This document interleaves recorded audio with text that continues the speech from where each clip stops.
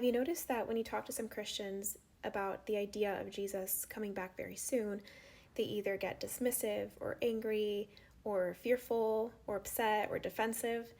And so I was thinking about that and why it is, because I know on the surface level it has to do with clinging to the things of this world, like wanting to accomplish something, or for example, like getting married or building a family, buying a house, building your career, whatever it is, it's some earthly dream, which I have those too. We all do. And so I understand this tug of war of like understanding that, yes, we are citizens of heaven, but we also have dreams and hopes in our lifetime, like our earthly lifetime.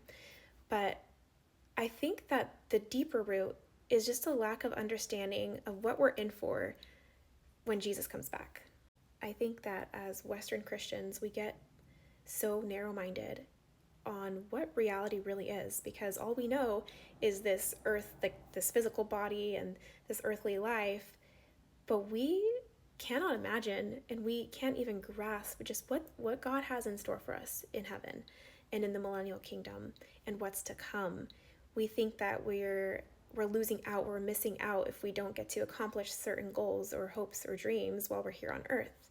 Like for me personally, I have this anxiety or like pressure of wanting to have children as soon as possible because I might miss out on that opportunity. But why do I think that way? It's because it comes down to not really understanding what God has in store and what it will be like to have a glorified body where there is no sin and live amongst the presence of Jesus. And I know that we have his spirit now and we have his presence now, but that veil will be fully lifted. There will be no more sorrow, no more tears, no more crying, no more pain. But yet we still want to cling to this world where there is sin and there is pain.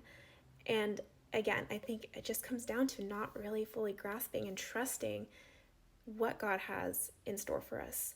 And I want to share this book with you guys. It's called Imagine Heaven.